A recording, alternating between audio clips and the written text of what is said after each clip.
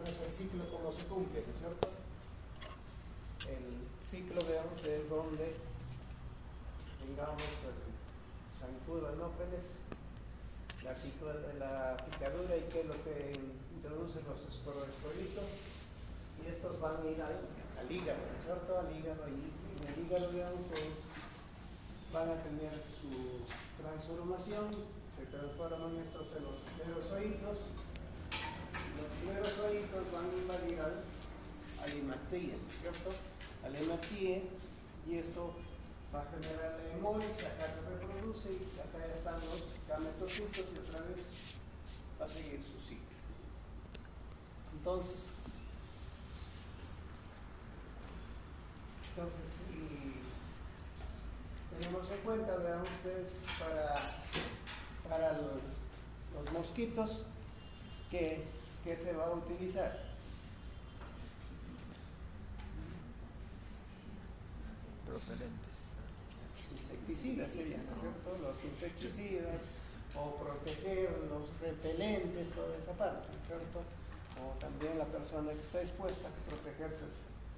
Pero luego, veamos ustedes, ya una vez que hay la picadura, entonces de aquí viene a la parte farmacológica, ¿no es cierto?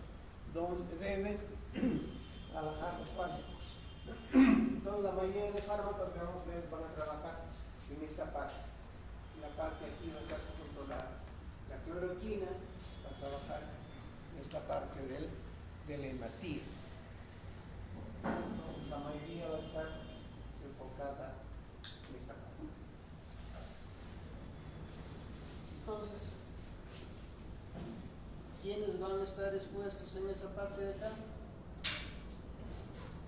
Miren ustedes, en las personas que están en los baños, ¿no es cierto? En el baño de preferencia van a estar expuestos a la picadura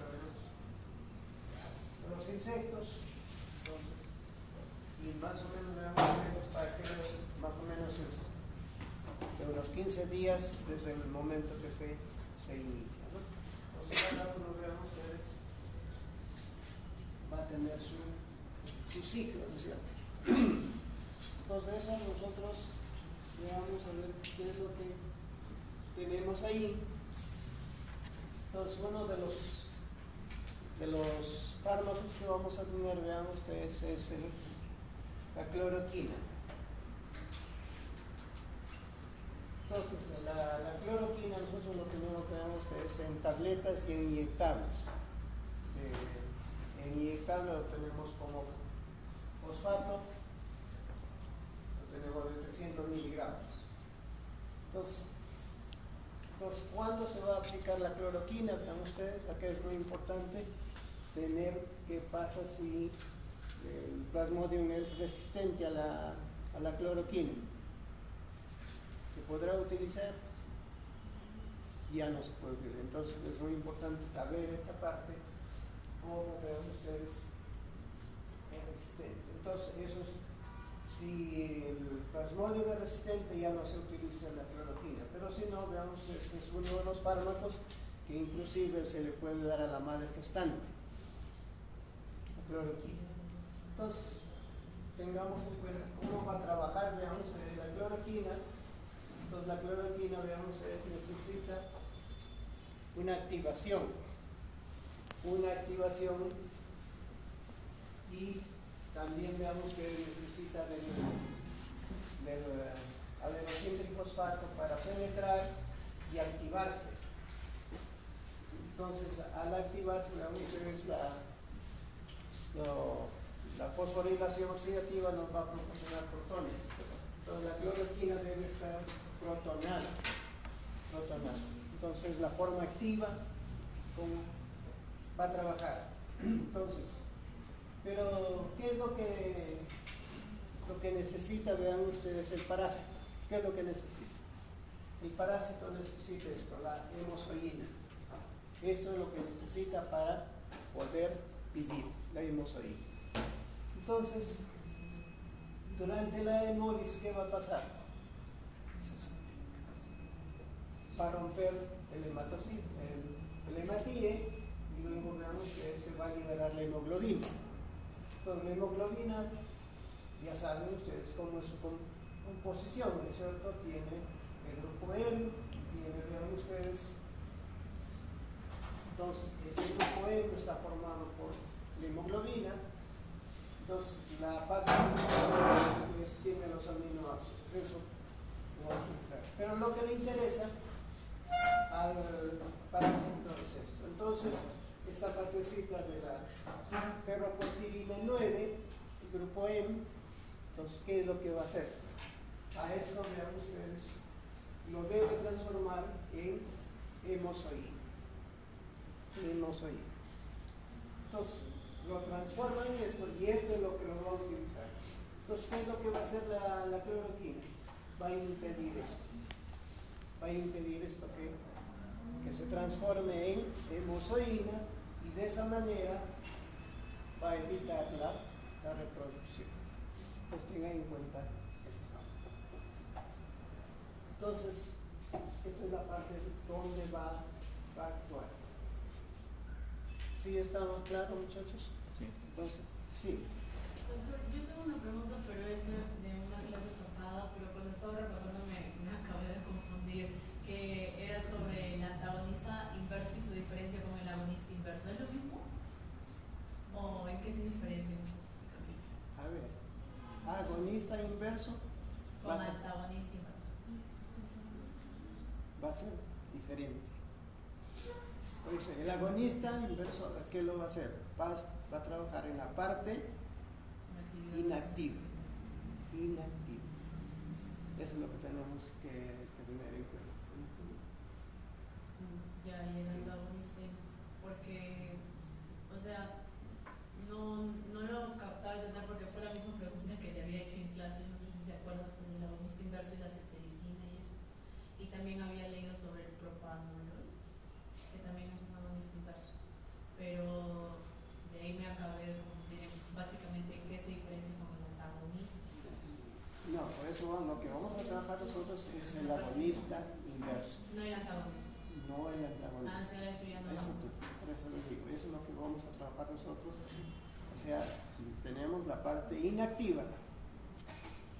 La parte inactiva, entonces si podemos decir, esto sería por ejemplo la parte activa, la que nos interesa. Pero la parte inactiva, ¿cuál sería? La parte de la hemoglobina. Entonces, hay fármacos que van a trabajar como lo tenemos acá, directamente acá, pero habría fármacos que trabajarían en la parte de la hemoglobina. Entonces, no lo dejan que se transforme en la ferrohemoglobina y de esa manera estaría, ahí teníamos un agonista inverso. Eso es lo que teníamos en cuenta. Y el antagonista tendríamos que trabajar por el otro lado. Los agonistas trabajan en la parte activa, ¿no? Y los antagonistas en la parte inactiva. Eso es lo que tenemos en cuenta. O sea, el antagonista siempre se va a unir. Pero no va a activar. Eso es lo que tengamos en cuenta. O sea, el antagonista inverso se une a la parte inactiva y lo activa. No puede. No, por eso pues, estamos arriba, a ver. O sea, si el agonista inverso se uniría a la hemoglobina, entonces ya no se transforma en la ferroporfirina 9, el agonista inverso, o sea, en la parte anterior.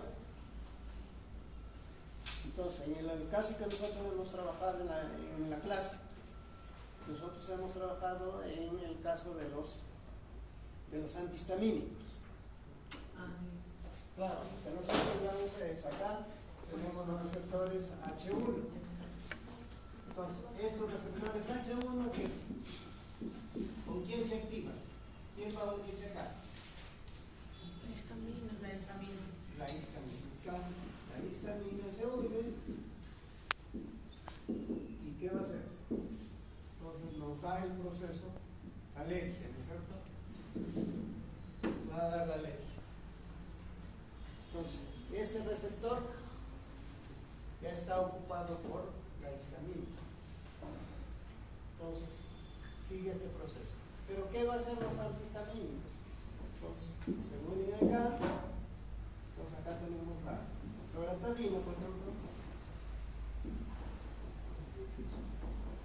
Entonces, se une a esto y ¿qué va a pasar?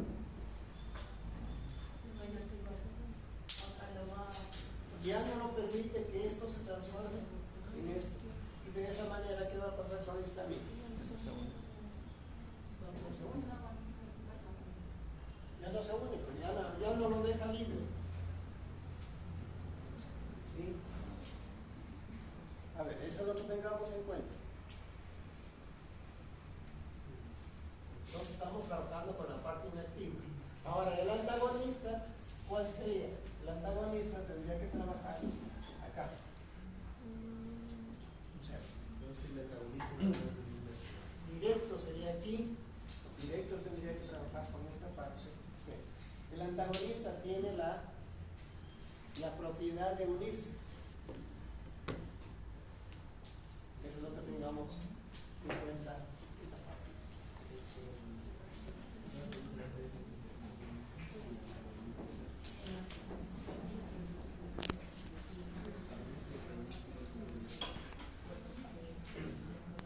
A ver, entonces, es lo que tengamos, lo que tenemos ahí.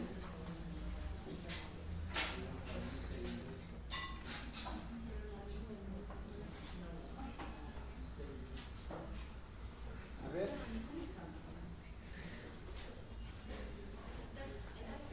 La parte inactiva es el agonista inverso. a la parte inactiva es el agonista inverso. Y la parte activa es el antagonista y el agonista. Porque el antagonista tiene que... Pero antagonista no va a venir en el examen, han dicho, ¿verdad? ¿O sí? ¿Pueden venir? No, No, pues, pero si nosotros hemos trabajado. O sea, a ver, nosotros hemos trabajado, o sea, nosotros tenemos el receptor, nosotros hemos dicho que esto tiene una parte activa. Entonces, el fármaco, ¿qué va a hacer? Se une a esto, a trabajar el fármaco, ¿y qué vamos a tener? Vamos a tener la respuesta. Entonces, eso es lo que tenemos. El fármaco agonista se une acá. Pero el fármaco antagonista, ¿a quién se va a unir? a la parte activa. Entonces se une aquí el antagonista. Y va a dar, porque recuerdan aquí nosotros tenemos una partecita que por un lado tiene la afinidad. Tiene que haber la afinidad. El agonista y el antagonista tienen afinidad. Sí. Porque no tienes actividad intrínseca. En los dos hay afinidad, pero el agonista da la activación y el antagonista lo activa o no lo activa. No lo activa. Eso es lo que tenemos que tener en cuenta. Es que el antagonista podemos decir que solo bloquea las respuestas de los estímulos, algo así, por decirlo así, y el agonista trabaja con la parte inactiva. Es que es como que el antagonista va a bloquear al receptor para que ya no responda a los estímulos. Ya podemos responder. Por ejemplo, a ver, si tenemos un ejemplo, tenemos, por ejemplo, si tenemos en los tóxicos, por ejemplo, lo tenemos de repente en el cianuro, por ejemplo. El cianuro se va a unir a ¿qué? A los isotomos C13. Se une y ¿qué va a pasar? Ya no va a dar ese efecto. Entonces, eso es lo que tenemos. El antagonista se va a unir al receptor, pero ya no le permite que se recupere. Eso es lo que tenemos. El antagonista. Y el agonista inverso se une al receptor, pero reduce su actividad basal nomás. No, el agonista inverso se va a unir a la parte inactiva. utiliza la parte inactiva, ya no lo deja que se active. Ya no se activa y ya no vamos a entenderla.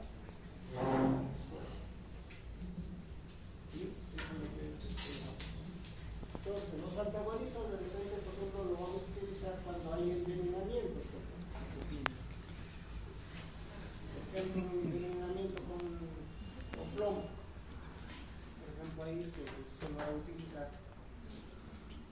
un agonista o un antagonista.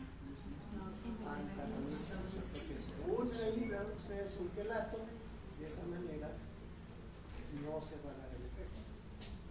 Eso es lo que tengamos en cuenta.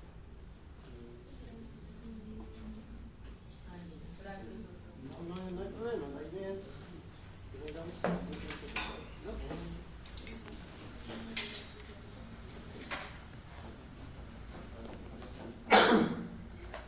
Entonces, nosotros aquí, ¿qué va a pasar? La cloroquina se va a unir a la enzima que va a hacer esta transformación, o sea, la hemosodina sintetasa. Entonces, se une a eso, lo inhibe, ya no hay la transformación. Entonces, eso es lo que tengamos en cuenta. Pero vean ustedes, ¿qué es lo que pasa? Que este parásito puede generar resistencia. ¿Qué es lo que hace? De repente, vean ustedes, acá lo inhibe, pero va a aumentar de repente la concentración de esto. Aumenta mayor concentración de la ferroporfirina 9, entonces esto se une a una parte, pero va a quedar una parte libre. Y al quedar una parte libre, entonces el parásito puede vivir, ¿no es cierto? Eso es lo que tengamos en cuenta. Entonces, ahí por ese lado puede generar resistencia en esa parte. Entonces, a ver, entonces, otro de los fármacos que vamos a tener, vean ustedes, es el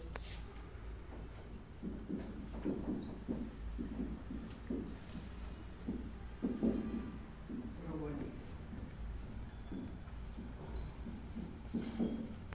Entonces, esto, vean ustedes, atovacona, proguanil, es otro de los fármacos que vamos a tener, vean ustedes, para el tratamiento, también para la profilaxis. Entonces, estos van a ser orales. Entonces, la atovacona, ¿dónde va a trabajar? Entonces, la atovacona, vean ustedes, va a trabajar a nivel del transporte electrónico. Pero para eso, vamos a tener, vean ustedes, aquí ya lo tenemos el hidroteroato, entonces eso nos va a dar que los electrones y los protones, estos van a ir al complejo 1 y estos nos van a interesar para la síntesis del ATP. Entonces, ¿qué es lo que va a hacer la atovacona? Va a bloquear este transporte electrónico. Entonces, no hay el transporte electrónico, entonces por lo tanto no hay el ATP que necesita el parásito. Entonces bloquea esta parte de acá, por ese lado. Pero acá, esto es el transporte electrónico. El transporte electrónico, eso es lo que bloquea esto. Pero el proguanil, vean ustedes qué es lo que hace. Esto va a bloquear al dihidrofolato reductasa. ¿Ya lo conocen? ¿Dónde trabaja la dihidrofolato reductasa? En la síntesis del ácido fólico. Eso es lo que estamos viendo. Entonces, entre la atovacona y el proguanil, ¿qué va a haber? ¿Hay antagonismo o hay sinergia?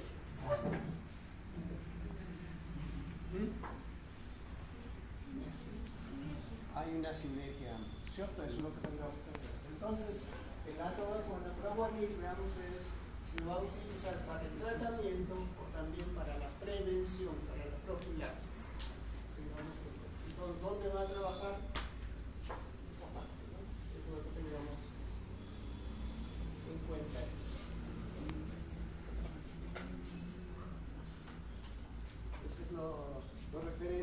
Entonces,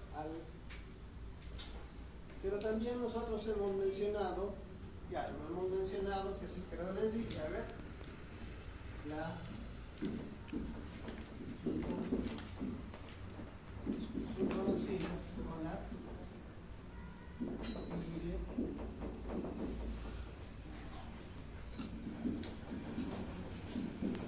a ver, ¿se acuerdan estas? Sulforoxina con la pirimetalina.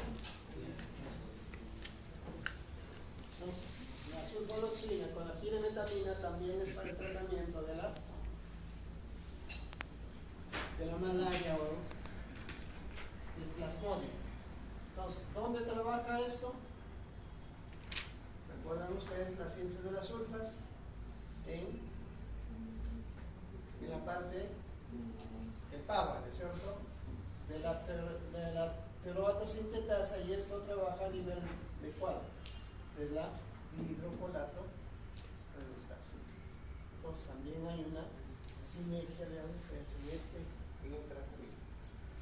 Entonces, eso es lo que tengamos en cuenta. Entonces ahí tenemos la cloroquina, lo tenemos atorvaquona provanil. A ver, no sé si tenemos algo más aquí.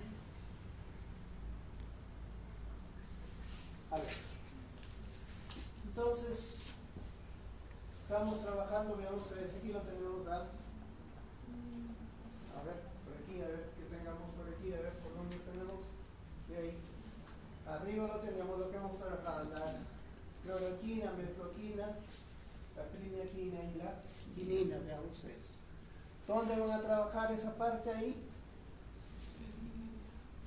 A nivel del hematil, o sea, a nivel de la síntesis de la hemozoína.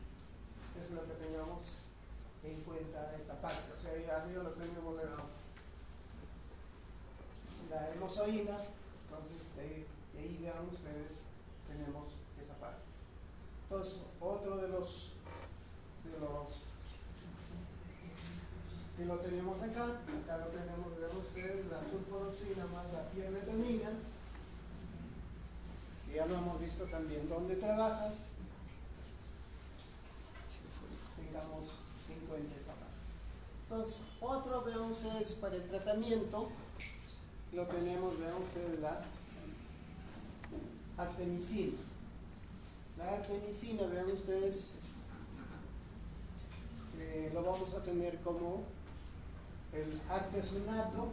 Artesunato, vean ustedes que viene inyectable y también va a trabajar en la parte, vean ustedes, del hematil.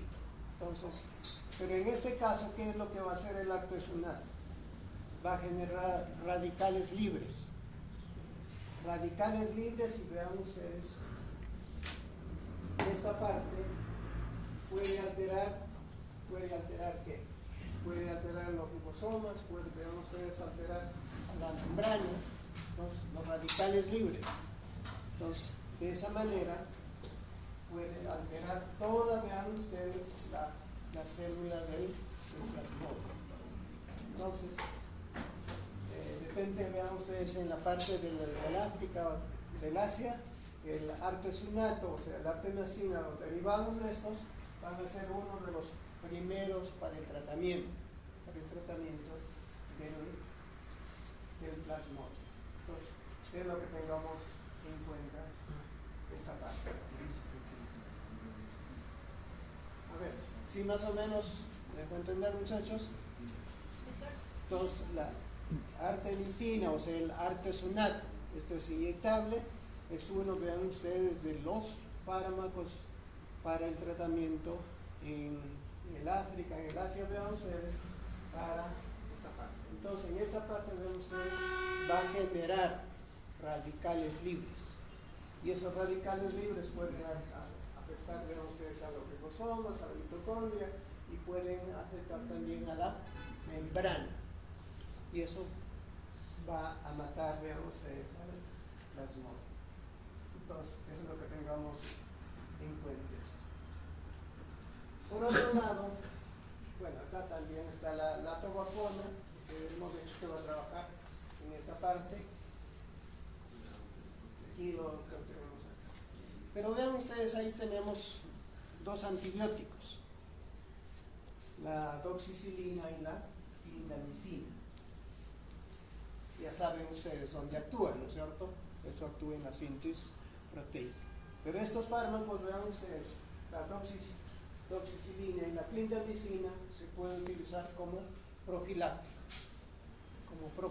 O sea, la persona que va a viajar a una zona puede tomar la doxicilina, vean ustedes, por lo menos unas 2 semanas antes, para la prevención. En esa parte. Y luego, después de la exposición, también lo puede tomar. Después que ya se retira de la zona, lo puede tomar entonces como la profilaxis. Entonces tengamos en cuenta. Entonces la cloroquina también se puede utilizar para la profilaxis, también se puede utilizar. Pero, como les digo acá, es muy importante que tengamos en cuenta que en la parte que se va a utilizar, que no sea resistente. Porque si es resistente prácticamente ya no conviene dar, ¿cierto? Es lo que tengamos en cuenta. Entonces ahí tenemos los diferentes fármacos para el tratamiento. Pero vean ustedes, uno, como les digo, de repente este átomo con la promonil, de repente lo podemos tener en el Perú, ¿no? Que nos puede ayudar a solucionar problemas si es que hay resistencia. Por ejemplo, no sabemos, en los baños si hay resistencia a la cloroquina, no lo sabemos, pero hay que tener en cuenta esa parte. ¿Hay algunas preguntas? ¿Inquietudes, muchachos?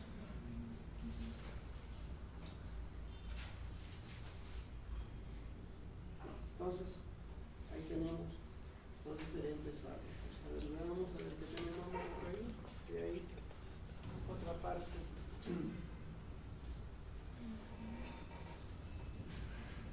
Entonces, otro de los parásitos, vean ustedes, que ya tenemos nosotros, y lo tenemos, vean ustedes, las tricomonas. Tricomonas vaginales, o tenemos la entamoeba estolítica, otro que tenemos ahí, vean ustedes. Entonces, las tricomonas, entonces, ¿dónde va a actuar? De preferencia, vean ustedes, a nivel vaginal, ¿cierto? Va a formar parte de las enfermedades venéreas. Entonces, en ese caso, ¿qué fármacos vamos a tener? Vean ustedes. Vamos a tener el metronidazol. El metronidazol va a ser para el tratamiento, veamos, de las tricomonas, de la entamoeba estolítica. Entonces, ¿cómo lo tenemos el metronidazol? Lo tenemos como en tabletas, lo tenemos en inyectable y lo tenemos en suspensión. Metronidazol de 500 miligramos y en inyectable lo tenemos de 2 gramos. Entonces, para que pueda actuar, vean ustedes, entonces aquí lo tenemos al metronidazol y el timidazol. Timidazol y el metronidazol.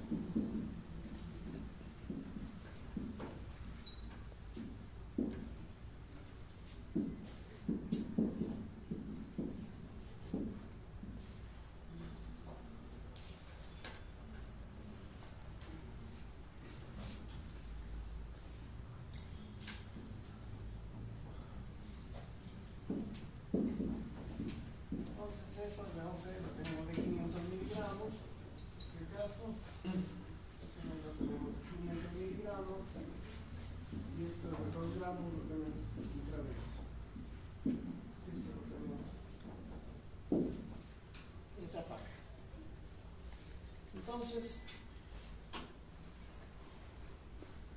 esto para el tratamiento de la tricomona vaginal. Entonces, ¿cómo va a ser su mecanismo de acción? Vean ustedes en este caso del metronidazol. Entonces, acá necesitamos, vean ustedes, de la nitroreductasa, necesitamos del NADPH, vean ustedes, para el active. Entonces, el metronidazol, como su nombre dice, veamos, tiene un grupo nitro. Tiene un grupo nitro. Entonces, este grupo nitro debe transformarse en este grupo amino. Entonces, para eso, ¿qué es lo que va a utilizar? La nitroreductasa. Entonces, la nitroreductasa, vean ustedes, entonces lo transforma en la parte de arriba, o sea, la forma reducida es la que va, la forma activa. Y eso, vean ustedes, entonces, ¿esto qué va a hacer? Entonces, una vez que va a bloquear a esta enzima, a la piruvato ferrodoxina óxido reductasa. Entonces, lo bloquea acá, vean ustedes. Entonces, al bloquearlo esto, entonces, en este caso, la entamoeba necesita de esta sustancia para estar activa. Entonces, de esa manera, vean ustedes, va a matar a la entamoeba o a las tricomonas vaginales, lo va a matar de esa manera. Entonces, el metronidazol en este momento lo estamos considerando como un antiparasitario, ¿cierto? Para la giardia, la tricomonas o la entamoeba. Tratamiento. Entonces, su mecanismo de acción esta es la parte activa del metronidazol reducido. Entonces, en el caso, vean ustedes, de los parásitos, necesita esta enzima, la piruvato ferro óxido reductasa. Va a necesitar. Entonces, ahí lo tenemos para los parásitos.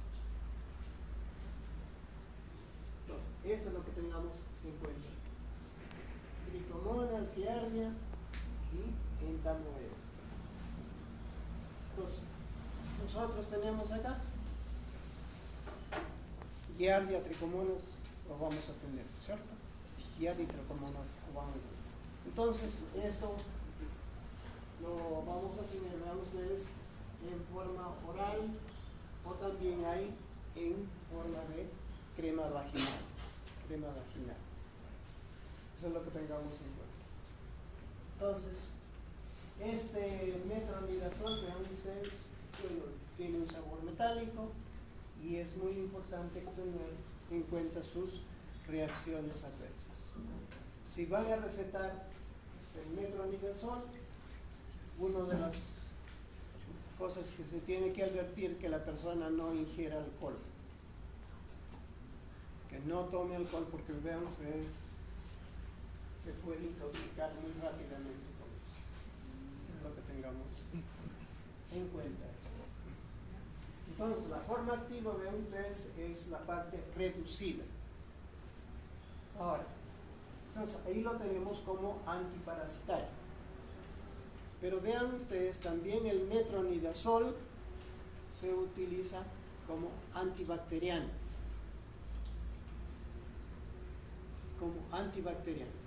Pero ¿para qué bacterias va a ser, vean ustedes, el metronidazol? Esto va a ser para bacterias anaeróbicas. Para el Clostridium, va a ser esta parte, vean ustedes, el metronidazol. Entonces, la parte de arriba, el metronidazol en forma reducida, ¿a quién va a atacar? Va a atacar al ADN, vean ustedes, de la bacteria. Al ADN. Entonces, el metronidazol también estaría formando, vean ustedes, para el tratamiento antibacteriano, pero de las bacterias anaeróbicas. Entonces, por ejemplo, ¿dónde predominan las bacterias anaeróbicas?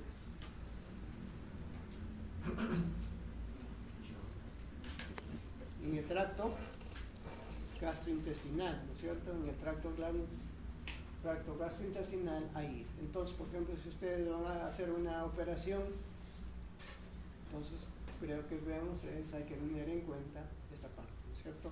La prevención de bacterias anaeróbicas. Entonces, ¿qué fármaco tenemos, qué antibiótico tenemos para las bacterias anaeróbicas? ¿Recuerdan?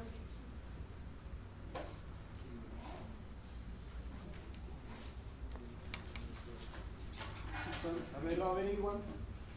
Entonces, tengamos en cuenta ahí que el metronidazol lo vamos a considerar como antiparasitario y también como antibacteriano, pero de preferencia vean ustedes para bacterias anaeróbicas. Clostridium de preferencia, Clostridium difficile, ¿no es cierto? Entonces, eso es lo que tengamos en cuenta esta parte. Entonces, en esta parte, la persona que ingiere esto para el tratamiento, vean ustedes, no debe ingerir alcohol, ¿cierto? Tengamos en cuenta. Bueno, las reacciones adversas están más ligadas al tracto gastrointestinal. Entonces, ahí tenemos para el tratamiento de la entamoeba, giardia y las tricomonas, ¿no? Entonces, tengamos en cuenta eso. ¿Qué más tenemos por aquí? Entonces,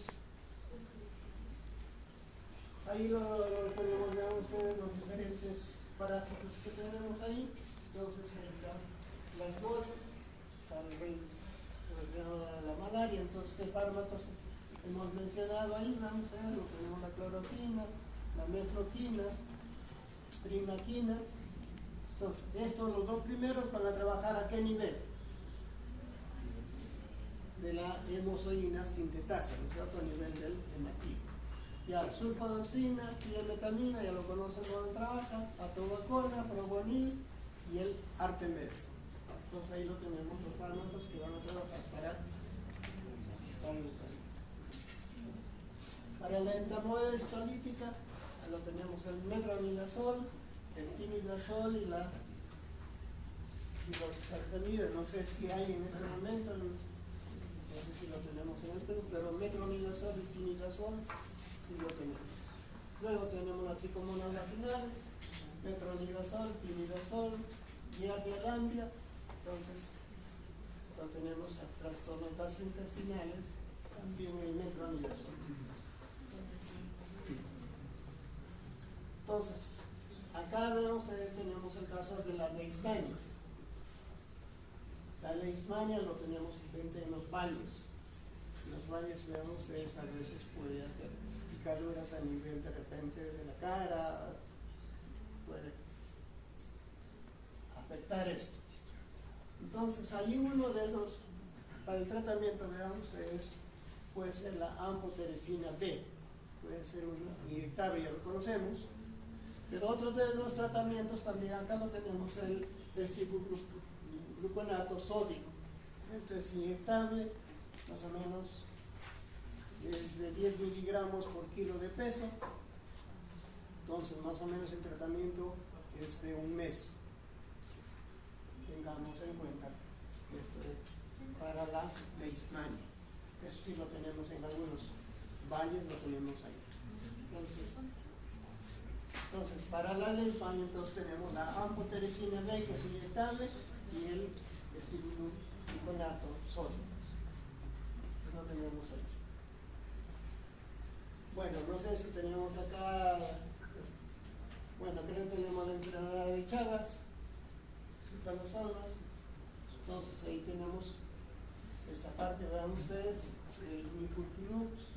Esto está muy ligado, vean ustedes, también a la generación de radicales libres. Otro que lo tenemos acá también, toxoplasma gondii. Esto puede afectar, vean ustedes, a las madres gestantes, ¿cierto? Y sobre todo en personas que crían, por ejemplo, tienen sus granjas, pollo, gallinas, o los animalitos, los gatitos también están ahí. Entonces el tratamiento de acá, vean ustedes, acá lo tenemos sulfadiazina y de metamina. Entonces ya sabemos su mecanismo de acción, donde lo tenemos esta parte. Pero también vean ustedes, puede ayudar, en este caso puede ayudar de las tetraciclinas. Las tetraciclinas y la clindamicina puede ayudar para el tratamiento, como hemos visto en esta parte. Y acá tenemos la neumocitis yedovesis, vean ustedes, la neumonía. Entonces, esta enfermedad, vean ustedes, puede atacar a las personas que hay deficiencia del sistema inmune. Del sistema inmune. Entonces acá ya tenemos un fármaco que creo que acá está agarrado, cotrimoxazol. Cotrimoxazol ya lo conocemos, ¿cuál es? ¿Se acuerdan? Cotrimoxazol.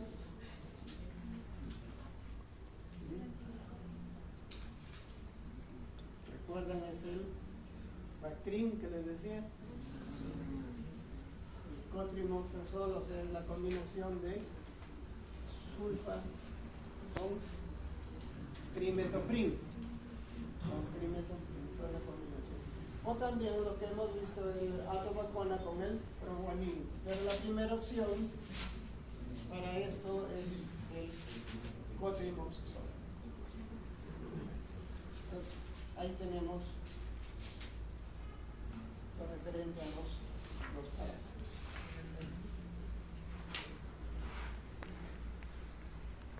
A ver si tienen algunas preguntas por ahí, si no vamos a pasar.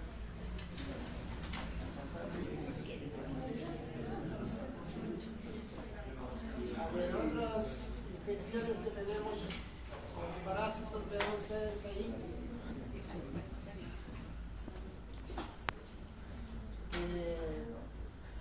Tenemos, vean ustedes, algunos otros parásitos que nos atacan ahí, sobre todo acá tenemos las lombrices, el Ascaris lumbricoides, ¿cierto? El Ascaris lumbricoides lo tenemos ahí.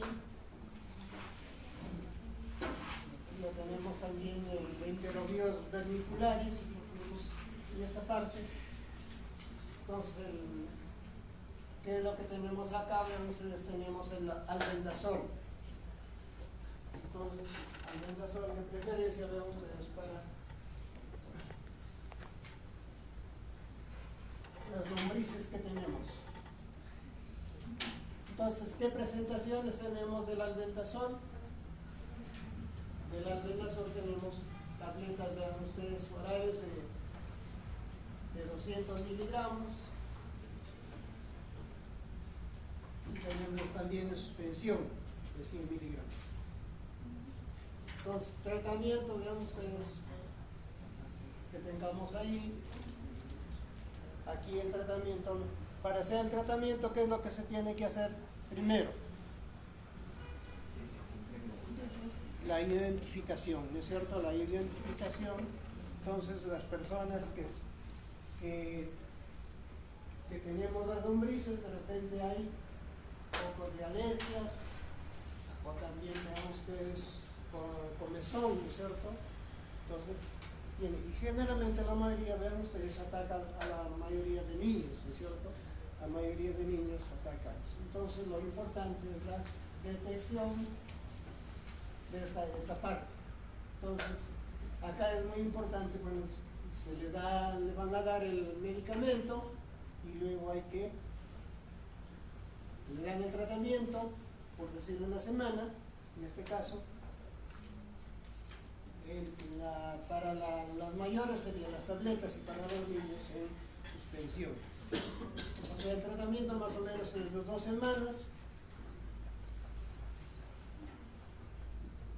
Hay que tener en cuenta y luego hay que hacer el monitoreo.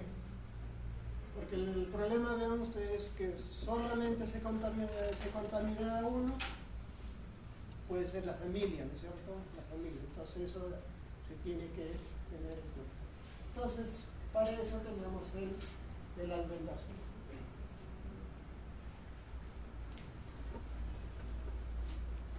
A ver, por ahí. Entonces, esa es la parte que lo tenemos por esa parte. Pero también tenemos, vean ustedes, aquí lo tenemos el pomato de pirantel, acá lo tenemos para el enterobios perniculares, los obscuros, ¿cierto? Esto también lo tenemos en esta parte.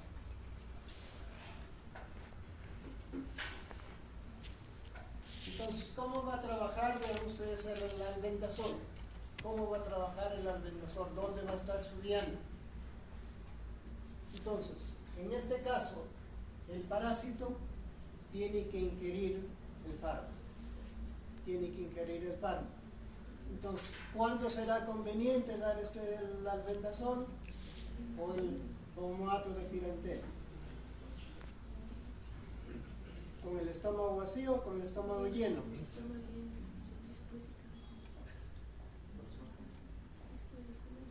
Es más conveniente con el estómago lleno. ¿Por qué? Porque vean ustedes el albendazol. Necesitamos que se absorba de la persona o que lo absorba el parásito. El parásito, ¿no es cierto? El parásito. Entonces, ¿dónde va a actuar? Vean ustedes el albendazol. Va a trabajar a nivel del uso mitótico. O sea, ahí necesitamos que se forme, vean ustedes, el uso mitótico, y ahí necesitamos una proteína que es la beta-tubulina, ¿no es cierto? Entonces, nosotros tenemos aquí la beta-tubulina, eso tiene que polimerizarse, ¿no? Polimerizarse, vean ustedes. Entonces, se polimeriza y esto le va a permitir fortalecer su pared. Entonces, ¿qué es lo que va a hacer el albendazol? Lo bloquea esto. Bloquea la polimerización del uso mitótico. Entonces, ¿qué va a pasar con la pared del parásito? No se va a fortalecer, o sea, vean ustedes, se va a generar una debilidad por ese lado. Por otro lado, vean ustedes, entonces el parásito va a necesitar glucosa. Entonces, ¿qué va a hacer? Bloquea la entrada de glucosa y por lo tanto no hay, vean ustedes, la suficiente energía para que se haga la polimerización, y de esa manera, ¿qué va a pasar? El parásito se puede adherir a la pared intestinal. Ya no se puede adherir, ¿no es cierto? Y de esa manera, vean ustedes, se va a eliminar. Pero sí, si el parásito, por ejemplo, cuando no hay alimento, ¿qué es lo que hace? Va a estar adherido, ¿no es cierto? Si podemos decir, está con unas ventosas arriba, ¿no? Con unas ventosas allí, entonces sí, adhiere. Pero con esto, con el albendazol, ¿qué pasa? Ya no se puede adherir. Y de esa manera, el parásito se puede eliminar. Eso es lo que tengamos en cuenta con el albendazol. Bueno, acá hay otros, que es el diabendazol, prebendazol, pero el que tenemos nosotros es el albendazol. En el caso del pomato de pirantel, vean ustedes, esto, como hemos dicho, para trabajar para los obscuros, ¿cierto? Para el enterobios verniculares. Esto va a trabajar a qué nivel. Entonces, a ver si nos por acá. Entonces aquí tenemos la acetilcoenzima y acá vamos a tener los receptores nicotínicos. Entonces acá tiene que haber la entrada de quién, del sodio, ¿cierto? Entonces, a la entrada de sodio, ¿qué nos va a generar? ¿Ya? Despolarización. Entonces, ¿qué va a hacer el pomato? Bloquea esto. Bloquea, vean ustedes, y por lo tanto no va a haber la despolarización, no va a haber para que se pueda adherir, y de esa manera también se va a eliminar. Eso es lo que tenemos en esa parte. Entonces, eso lo tenemos para las lombrices y para los urcios. Luego tenemos otro, vean ustedes que tengamos ahí también, que lo tenemos acá, lo tenemos para la fasciola, ¿no? La fasciola hepática, ¿qué fármaco tenemos ahí? Vean ustedes, ahí tenemos el triclavendazol. No es un producto, vean ustedes, este es producto veterinario. Tenemos producto veterinario. Entonces, ¿qué va el triclavendazol? Vean ustedes, esto es más o menos la dosis es de 10 miligramos por kilo. Para aplicarse para las personas el triclavendazol. Entonces, ¿cómo va a trabajar el triclavendazol? Vean ustedes, el triclavendazol, ¿qué es lo que va a trabajar? Entonces, por un lado trabaja, vean ustedes, en la parte del transporte electrónico. El transporte electrónico y también con el calcio. Entonces, al no haber, vean ustedes, el transporte electrónico, entonces vamos a tener esta parte que se va a eliminar la pasión.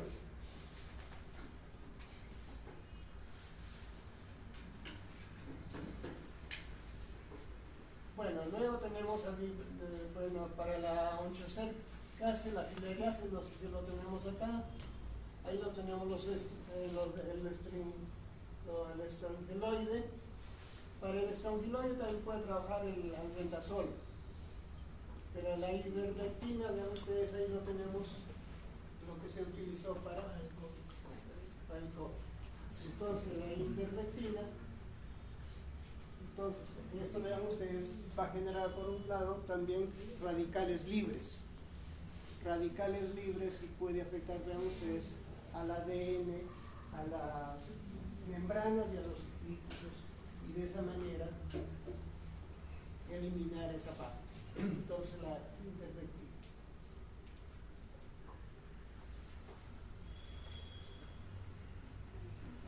Luego tenemos también el praziquantel, vean ustedes, tenemos para la golimiasis. De repente en los valles tenemos los paragonimios, ¿no? Que también son lombrices que se puede trabajar con el praziquantel. El praziquantel trabaja, vean ustedes, o sea, no se conoce su mecanismo de acción, pero trabaja a nivel del calcio. Entonces, normalmente, vean ustedes, el calcio debe estar dentro, ¿no? Acá debe estar el calcio, pero ¿qué pasa con esto? Prácticamente va a generar poros, entonces esto va a salir. Va a salir el calcio y de esa manera, vean ustedes, va a debilitar. Es lo que va a hacer el praziquantel.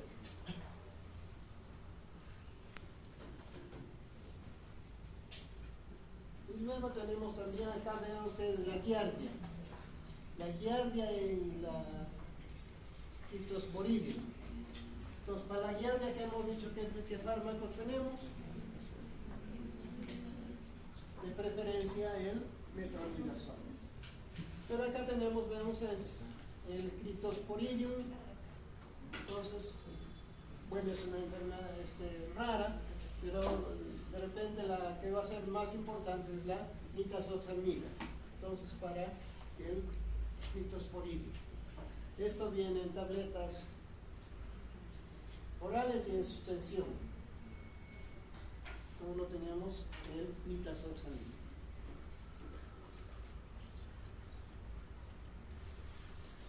Entonces aquí tenemos la doxiciclina, vean ustedes que puede ser para la filaria, pero no sé si tenemos la filaria acá, ¿no sé?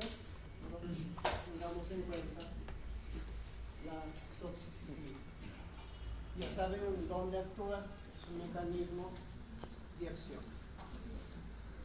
A ver, no sé si tenemos más por ahí.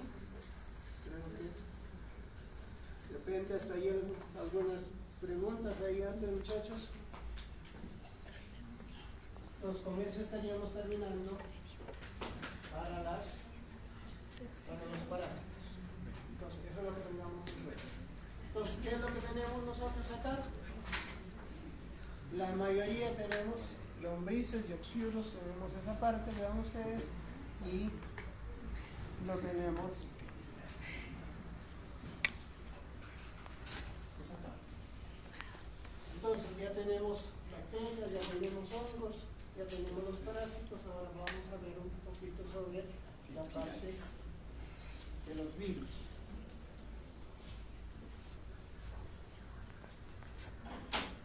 Los virus, ¿qué es lo que nos interesa? ¿Cuál es lo que nos interesa? Lo más importante de los virus, ¿cómo lo podemos representar? Entonces, los virus lo podemos representar como que tienen su ADN y tienen su ARN, y por otro lado tienen una partecita que es la parte proteica, ¿no es cierto?, del calcio.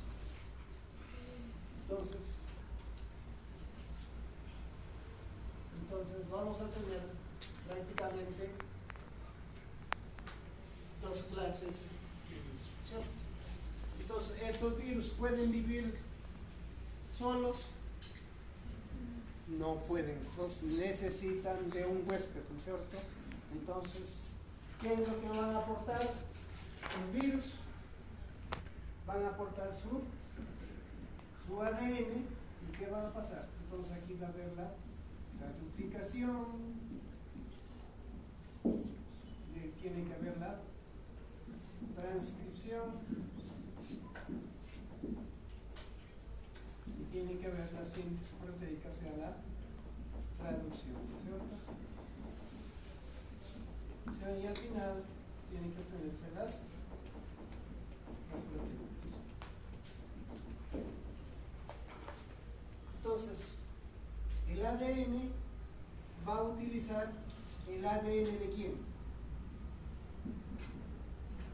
El ADN del huésped, ¿no es cierto? El ADN del huésped lo va a utilizar para hacer todo este proceso. Entonces, aquí va a obtener el ADN ya, ADN viral. De acá va a tener su ARN viral, y aquí va a tener también sus proteínas virales, ¿sí? O sea, utiliza toda la maquinaria del huésped, lo tengamos en cuenta.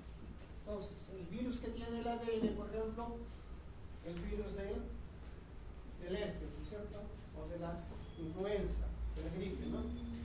Pues tiene y va a utilizar todo el ADN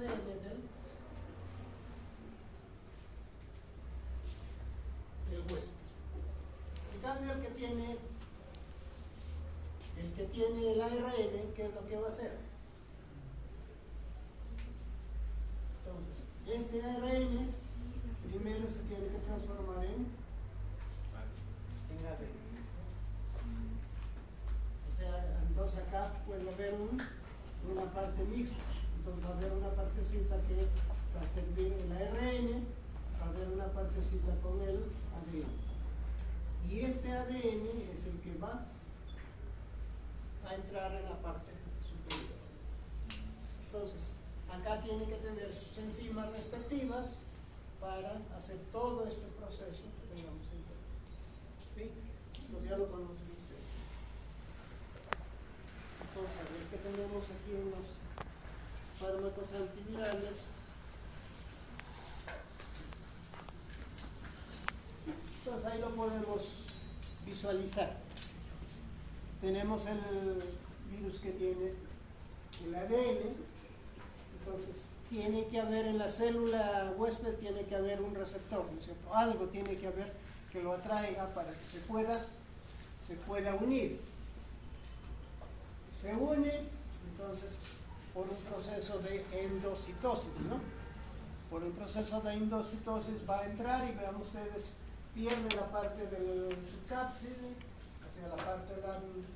hacia la parte externa, la parte externa va a perder, y ¿qué es lo que va a introducir? Su ADN en esa parte, ¿no es cierto? Introduce su ADN, entonces, este ADN viral, ¿qué es lo que va a hacer? Entonces, tiene que transformarse en el ADN, aprovecha el ADN del huésped, ¿para qué? Para obtener, vean ustedes, toda la maquinaria que necesita, ¿no es cierto? Toda la maquinaria que necesita, aprovecha y luego va a romper la célula y se va a reproducir. Eso es lo que tengamos en cuenta esta parte.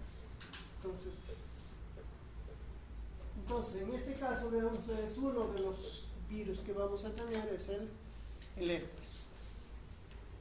El herpes virus, tenemos del papiloma humano, también lo tenemos ahí, vean ustedes, o de la gripe.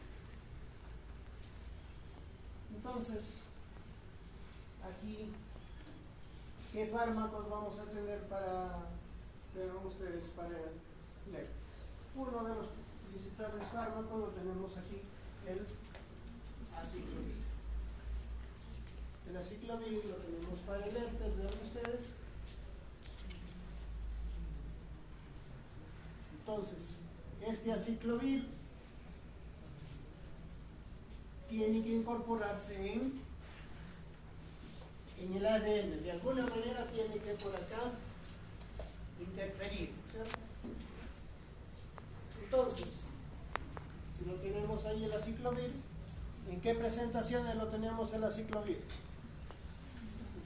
Lo tenemos en tabletas, tópico, y lo tenemos en inyectables, ¿no es cierto? Lo tenemos en inyectables.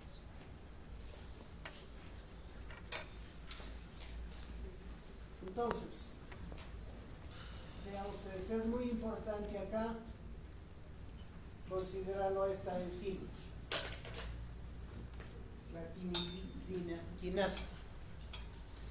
Esta enzima, la timidina quinasa, vean ustedes, ¿quién lo va a proporcionar? En este caso va a ser el herpes. Va a proporcionar esta enzima, que es muy importante para que el aciclovir es un profármaco, es un profármaco. Entonces, ¿qué es lo que tiene que hacer? Tiene que fosforilarse primero. ¿Y quién va a hacer la primera fosforilación? La timidina quinasa. Eso es lo que tengamos en cuenta. La timidina quinasa lo proporciona el virus y de esa manera va a fosforilar. ¿Para qué? Para utilizar toda su maquinaria, ¿no es cierto? Pero vean ustedes, entonces lo fosforila. Ahora, para esta síntesis necesitamos cómo deben estar las bases: monofosforiladas, difosforiladas o trifosforiladas.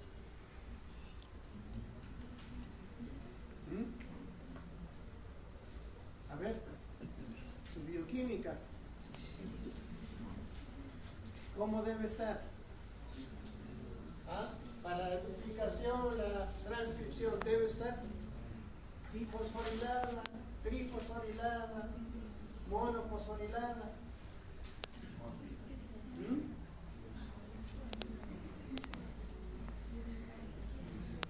Debe estar trifosforilada.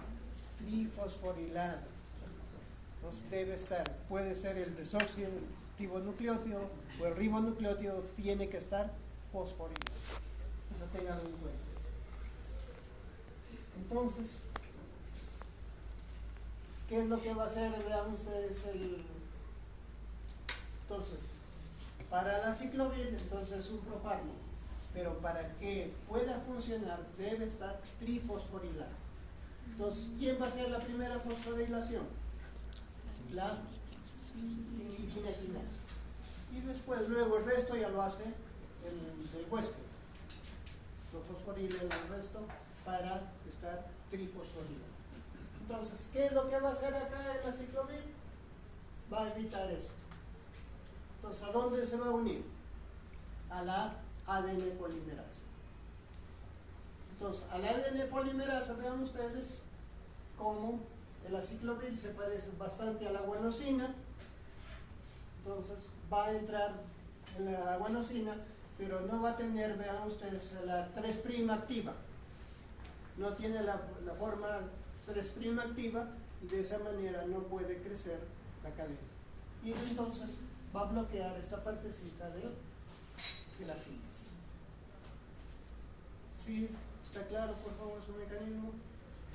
Para el herpes, que lo tengamos en cuenta. Entonces, de esta misma familia, vean ustedes qué tenemos. Entonces, acá tenemos el ganciclovir, valaciclovir, valganciclovir, tenemos estos. Son fármacos que ayudan a la mayor biodisponibilidad.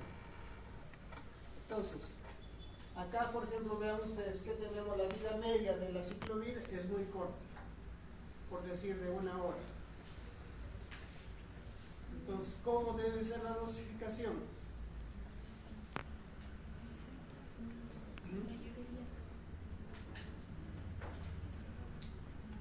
Debe ser más corta, ¿no es cierto? Más corta, o buscar una concentración mayor, pero que tenga mayor biodisponibilidad. Entonces, por ejemplo, de la ciclovir que tenemos tabletas de 200 miligramos y hay tabletas de 800 miligramos. Entonces, la de 200 sería, por ejemplo, de repente cada 3 horas y las otras puede ser mañana y tarde, ¿cierto? Pero buscar la concentración adecuada para que tenga ese efecto. Entonces, ¿qué es lo que se hace con esto de acá? Con estos, veamos que hace una modificación y con eso aumenta la vida media del fármaco.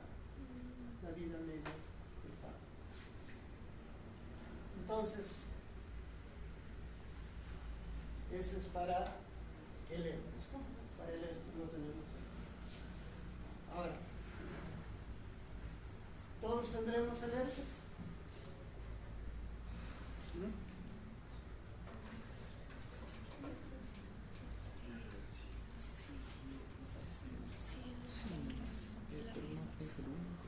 Bueno, vean ustedes, hay una teoría que tiene una parte que es la parte lítica y una parte, vean ustedes, que se puede acumular. Se puede acumular y sobre todo, vean ustedes, a nivel de los nervios. A nivel de los nervios se puede vivir ahí. O sea, la fase lítica y la fase que es la otra que tenemos. O sea, tenemos una parte que es activa y la otra parte que es inactiva. Esa parte inactiva puede estar ahí, vean ustedes. Y dice, por ejemplo, en personas que tienen diabetes o en personas mayores puede aflorar cuando el sistema inmune baja y puede generar ¿qué? Dolores muy fuertes, vean ustedes, a nivel muscular. A nivel muscular, entonces puede generar esta parte, vean ustedes. Entonces, ahí tenemos los fármacos que pueden interferir. Luego tenemos otros acá que tenemos, vean ustedes, el foscarnit y el sidofovir, que también van a trabajar en esta parte. Pero en esta parte, vean ustedes, estos van a ser no nucleósidos. O sea, el primero de arriba van a trabajar muy directamente con el centro ortostérico y esto van a trabajar con distintos, vean ustedes, alostéricos, forma alostérica. Van a trabajar en esa parte.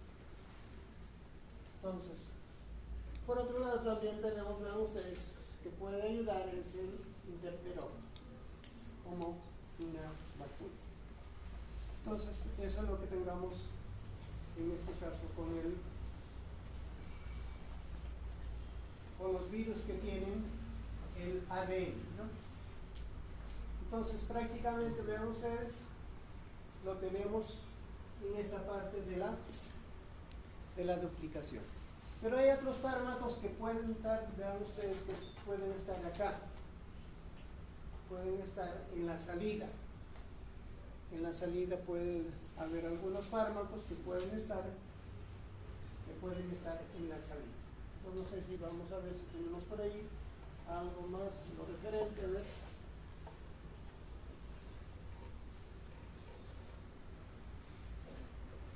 Entonces, ya hemos visto lo referente, vean ustedes, al herpes. Ahora vamos a ver al VIH, ¿no es cierto? Los que tienen, vean ustedes, el virus, o sea, el ARN. Entonces, ¿qué es lo que tiene que haber? También vean ustedes, en la parte de la célula, también tiene que haber algunos receptores específicos, ¿no es cierto? Algunos receptores específicos. Entonces, ¿qué va a hacer? El ARN viral, que lo tenemos ahí, vean ustedes, ¿en qué se va a transformar el ARN viral? Se debe transformar en ADN viral, ¿no es cierto? Entonces, para eso, ¿qué es lo que necesita? Tenemos la enzima, la transcriptasa reversa. Entonces, lo transforma en el ADN viral.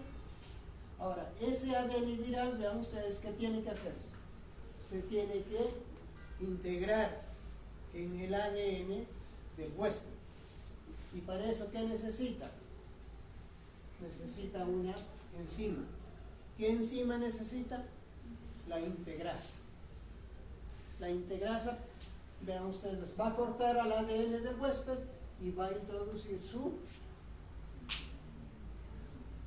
porción. Y luego, entonces ya de esta manera, tiene que hacer lo que se llama la duplicación, la transcripción y la síntesis proteica. Entonces ahí, ya veamos, una vez que está acá, hace la duplicación y debe obtener su ARN viral. Este ARN viral ya lo tenemos acá, y por otro lado tiene que haber la síntesis proteica. La síntesis proteica para luego formar ya el virus y salir.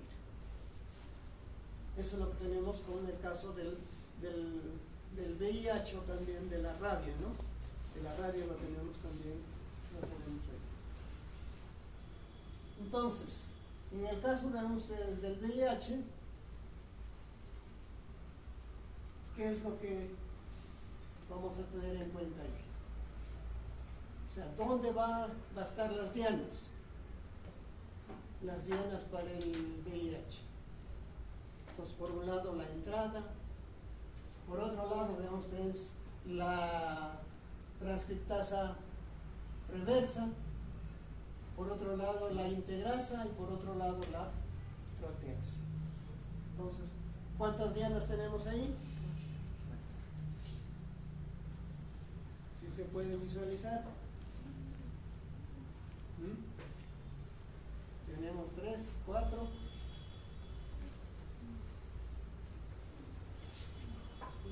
Por lo menos hay 4, ¿no es cierto? La entrada, la transcriptasa inversa, la integrasa y la salida, ¿no?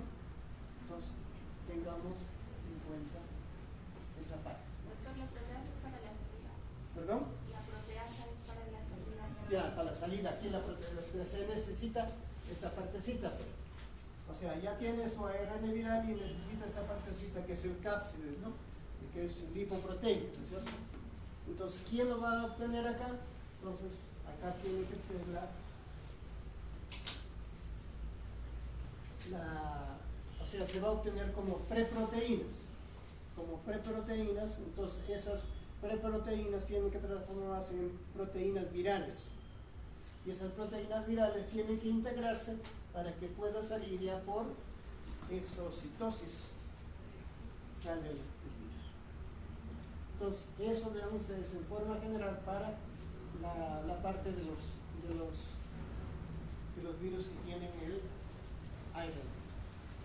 Entonces, en el caso del VIH, vean ustedes, vamos a tener la entrada, la transcriptasa reversa, la integrasa y la proteasa.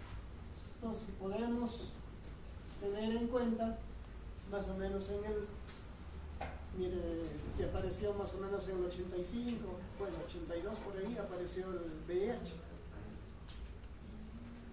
Y una enfermedad mortal, ¿no es cierto? Mortal, digamos, te dicen en el inicio, o sea, ya estás con el VIH y ya estás muerto ya. Pero gracias, vean ustedes, a la parte investigativa, ahora de repente podemos tener VIH y seguimos nuestra vida normal, ¿no es cierto? Hay una vida normal, ¿con qué? Con los fármacos, ¿no es cierto? Entonces, ahora, el VIH, ¿a quién ataca? ¿A qué células ataca el VIH?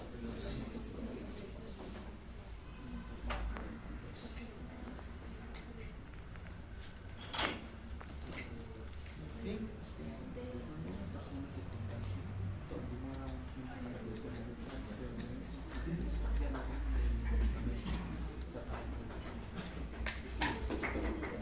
Ahora, creo que es muy importante lo que nos comenta. Vean ustedes aquí cómo se contagia acá. De preferencia es la parte sexual, ¿no es cierto? Vean ustedes, es la parte sexual. Pero por otro lado también había personas que hacían la transfusión, ¿no es cierto? Ahora, esta parte, o sea, ya tenemos el virus y al toque se manifiestan las... No, más o menos hablan de unas 12 semanas. No sabemos exactamente, vean ustedes, cómo está el sistema inmune, ¿no es cierto? Acá es muy importante el sistema inmune. Entonces, y hay personas que son, bueno, son portadoras, ¿cómo se llama la persona que es portadora sana? No sé el término adecuado, ¿cuál es?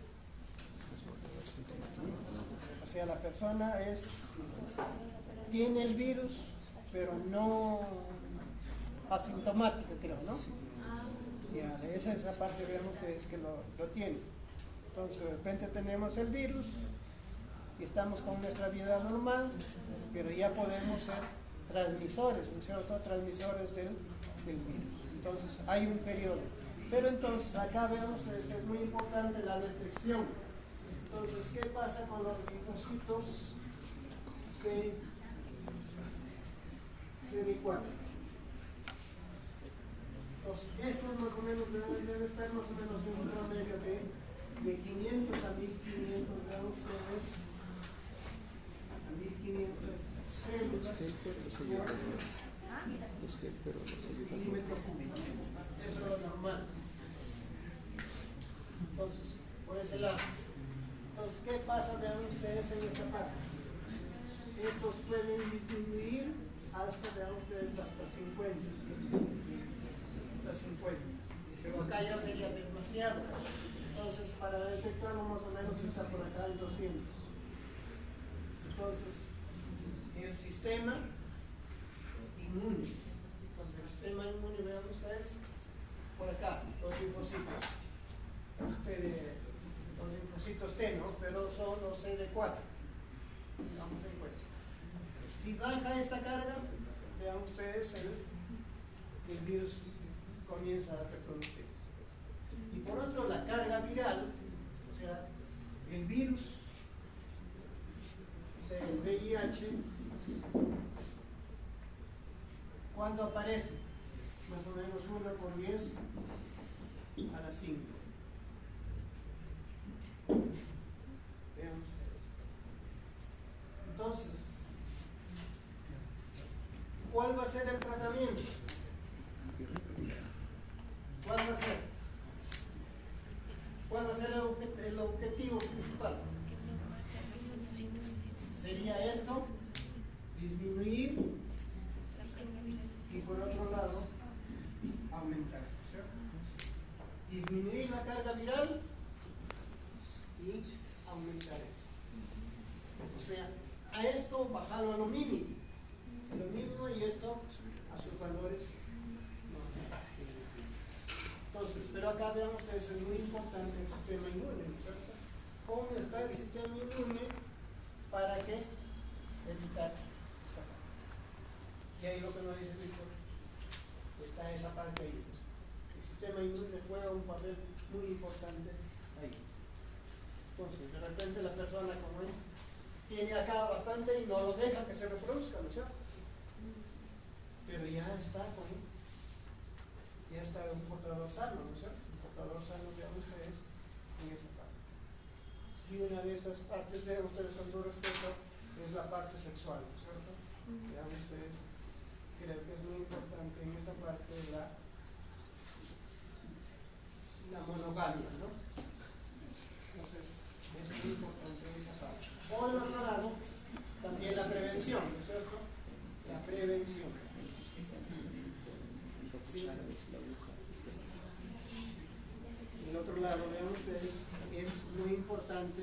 Ustedes que van a trabajar, van a aplicar, entonces, cómo de repente esto, vean ustedes, puede haber un error y puede contaminarse, ¿no? Entonces, eso es muy importante que tengamos en cuenta eso. Entonces, pero a veces, por ejemplo, vean ustedes, no, ¿cómo estará mi sistema inmune? No nos preocupamos, ¿no? Bueno, yo soy joven y todo, pero ¿cómo está nuestro sistema inmune? No tenemos, como dice, cómo detectarlo, ¿no? Entonces, muy importante que tengamos. Entonces, el objetivo es bajar la carga viral y aumentar esto. ¿Hay cura? No hay cura. No, en este caso no hay cura. Entonces, bajar, vean ustedes, la carga viral. Tenemos ahí. Entonces, acá, monoterapia.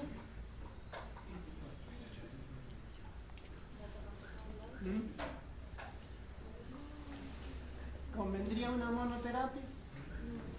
Acá no, vean ustedes, tiene que ser la polifarmacia o politerapia. Entonces, lo más común, utilizar todos los que trabajen acá y uno que trabaje acá. Por lo menos 3 fármacos.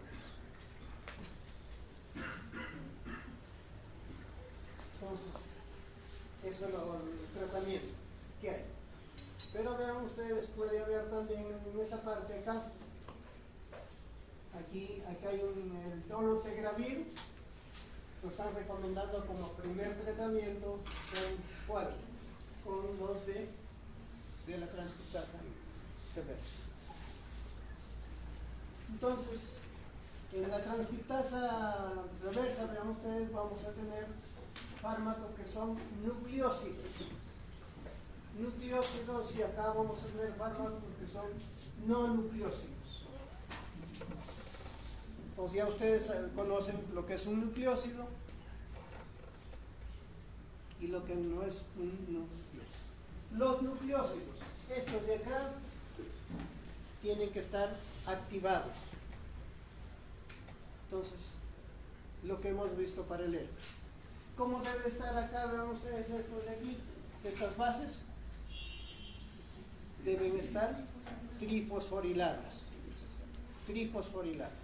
En cambio los de acá no necesitan. Entonces, estos de acá, ¿dónde van a trabajar? En el centro activo. En el centro activo de la transcriptasa reversa. En cambio los de acá van a trabajar en forma alostérica. Sí, tengan en cuenta esta parte. Entonces, la silobutina, tenofovir, tiranosina, lamivudina, vacavir. Entonces, ¿estos cómo van a trabajar? Van a estar trifosforilados. Van a trabajar a nivel del centro activo. En cambio, los de acá, la enfavirenz, liberapina, ven ustedes, estos van a trabajar en forma alostérica. Es lo que tengamos en cuenta. Acá, van a trabajar en la integrasa. ¿Qué va a hacer? Entonces, ¿qué va a hacer? Entonces acá debe haber la enzima, la integrasa, va a romper al ADN del viralia que viene y se va a introducir ¿qué? Su ADN viral. Lo introduce ahí. Entonces, ¿qué va a hacer la integrasa? Entonces, acá va a bloquear el raltegravir o el dolutegravir, bloquea esta enzima. Entonces, la enzima no va a poder hacer el corte del ADN viral y no lo puede introducir. Entonces, tengamos en cuenta eso. Por otro lado, aquí, la proteasa. Entonces, aquí ven ustedes las proteínas que se van a sintetizar. Son preproteínas. Entonces, ¿qué va a hacer la proteasa? Esta proteasa viral, ¿qué hace? Lo rompe a esas proteínas, ya los transforma en proteínas virídicas y esto ya se unen al ARN y pueden salir. Entonces, ¿qué fármacos tenemos acá? Vean ustedes, acá tenemos el saquinavir, ritonavir, lopinavir. Entonces, van a trabajar de esa manera. Entonces, acá vean ustedes, tiene que haber una combinación para ver cuál funciona, por lo menos de 3 fármacos. Entonces el primer tratamiento, como les digo, es 2 fármacos de acá y 1 de acá, lo que tenemos ahí, ese lado. O por otro lado tenemos el de acá tenemos el dolutegravir, que puede ser acá, y 2 de la parte superior. Otro tratamiento, vean ustedes, ¿qué pasa si no funciona este tratamiento? Entonces ya tenemos arriba los que pueden inhibir la unión, vean ustedes, del virus aquí, la entrada. Ahí lo tenemos el Fultivide y el Malaviroc. El Fultivide, vean ustedes, es un tipo de anticuerpo, que impide, vean ustedes, la unión del virus a la célula. Entonces, en este caso sería el CD4 y el Malaviroc, 3 tabletas orales. Entonces, vean ustedes, ahí tenemos para el ARN. En el caso del COVID, ¿qué ARN tenemos? ¿El COVID qué tiene? ¿ADN o ARN? ARN, ¿cierto? ARN. Entonces, vean ustedes, conocer la parte del VIH sirvió bastante, ¿no? Ha servido bastante, vean ustedes, para esta parte. No sé si tienen alguna pregunta, alguna inquietud ahí. A ver. No sé si hay algo más acá. Ahí vean ustedes, para tener en cuenta nomás lo que hemos visto. O sea, entonces, para cada virus debe haber un receptor, ¿sí? Tiene que haber un receptor para el ADN o ARN y luego hacer todo el proceso que hemos visto de ustedes hasta salir de esta parte. Entonces, lo que hemos trabajado acá, tenemos de ustedes aquí, para la polimerización, el aciclovir. El aciclovir lo tenemos ahí. Para la integrasa, aquí lo que hemos mencionado, ustedes tenemos el raltegravir, el tigravir y dolutegravir. Este es el que les decía que, vean ustedes, tiene para el tratamiento. Entonces, cada uno, vean ustedes, tenemos esta parte. Y acá hay un importante en la salida que les decía. En la salida que les decía, vean ustedes, que pueden modificar acá. ¿Qué fármacos tenemos en la salida? Acá tenemos, vean ustedes, el zanamivir y el oseltamivir. Estos, ¿qué pueden hacer estos? O sea, lo bloquean acá. Al bloquearlo, entonces ya no puede salir el virus, o sea, se detiene dentro de la célula. Entonces eso tenemos el zanamivir y el oseltamivir. Entonces, en algunos se puede utilizar esto, sobre todo vean ustedes con el virus de la influenza, ¿no? Con el virus de la influenza se puede bloquear. Entonces ahí ustedes tienen diferentes, creo que también, bueno, antes había, vean ustedes, el amantadina, pero no sé si hay en este momento esta parte. Entonces también algunos virus que tenemos, por ejemplo el virus de la hepatitis, ¿no? El virus de la hepatitis, ¿dónde lo tenemos? De repente lo tenemos por acá, vean ustedes. A ver.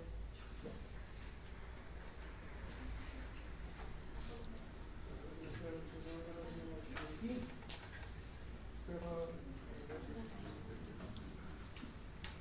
Pero están muy relacionados también, vean ustedes.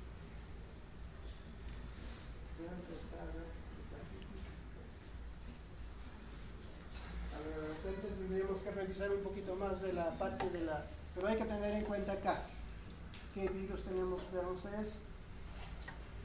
De la hepatitis. Tengamos en cuenta. Bueno, hasta ahí alguna pregunta, alguna inquietud, muchachos. ¿No hay? Entonces nos quedaríamos ahí.